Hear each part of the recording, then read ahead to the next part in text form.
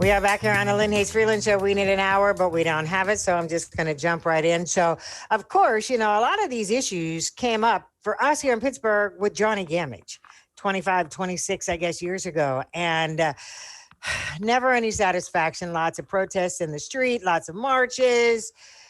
But here we are again. Dr. Ellis, let me start with you because, how do we make it better? I'm not exactly sure, but I have some ideas. And one is we need to end qualified immunity for sure. I think that we need to make these police officers pay themselves instead of pushing the burden off on taxpayers to pay for their crimes. I think it would lessen the score. And I think that we need to pay attention more. It upset me that, I was glad that the nation witnessed the death of George Floyd because of where we are now.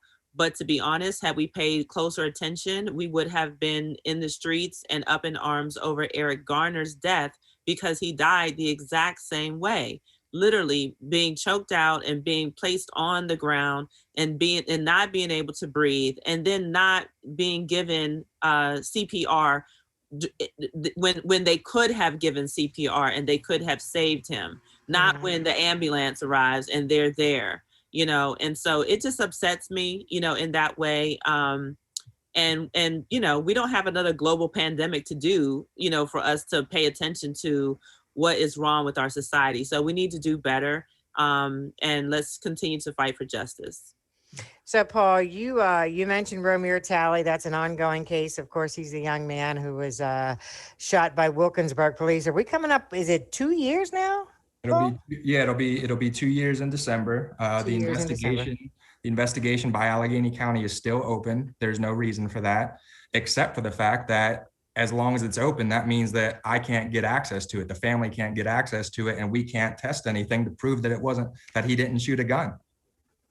So there were lots of marches on his behalf, lots of marches in the streets of Wilkinsburg on his behalf. You mentioned something before we actually started recording today that all of these videos and all of this protest could have a negative effect almost, and that we lose some of our momentum. Yeah, I think that a lot of people are, like you guys have been saying, a lot of people are emotionally drained. And there are a lot of people that are turning off because of that. People that you would have said are allies are a lot more quiet now, because it is draining for everybody. It's a lot more draining for the families and the actual Black community than it is for white people, but it's still very difficult to watch all of this stuff. So that's the concern. The concern is that there will be, some people unplugging, and there will be, less momentum because of that. Lynn, may I Sure. Chime in there? I think that marches and protests are playing checkers. And I think if we want to effectuate some type of serious, tangible change, we need to play chess. And what I mean by that is we need to be students of history.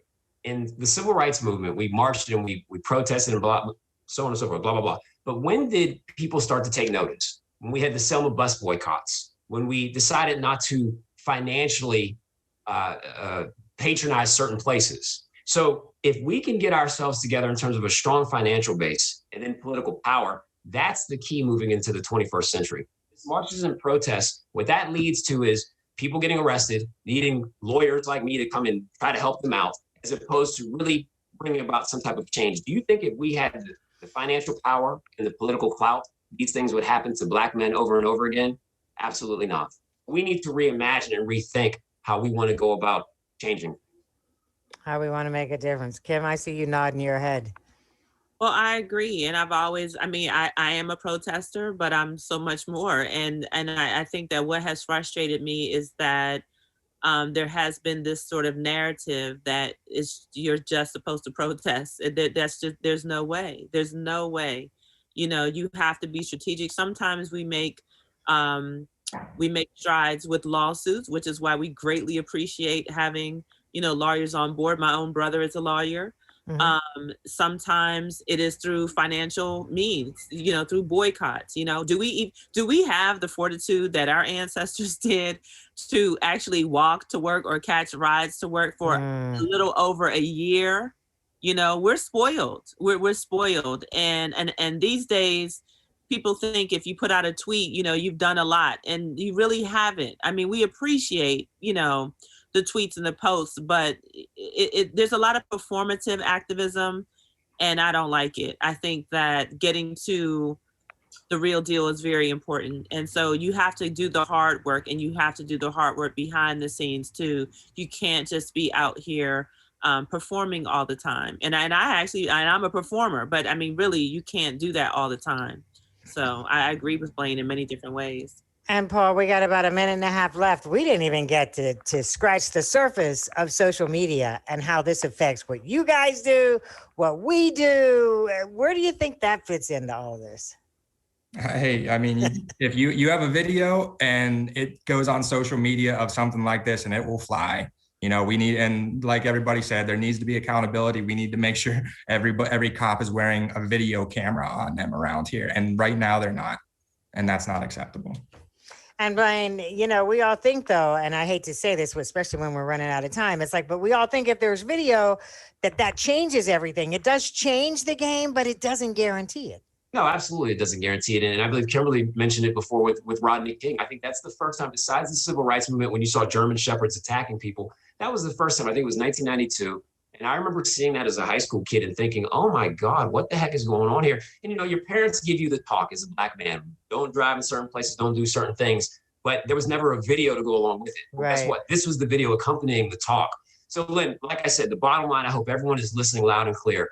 Go get your education, become a Dr. Kimberly Ellis, become an attorney Paul Judas. That's key, because when you have these certain degrees and you have you know how to move among sharks, then you can be a bigger shark yourself. Move among sharks. We're going to leave it right there. I wish we had an hour, but we don't. But I thank all three of you. Like I said, it wasn't because of your expertise, although that played a role in it. I just wanted to have a conversation from the heart. I think you did that. And I thank all three of you so much.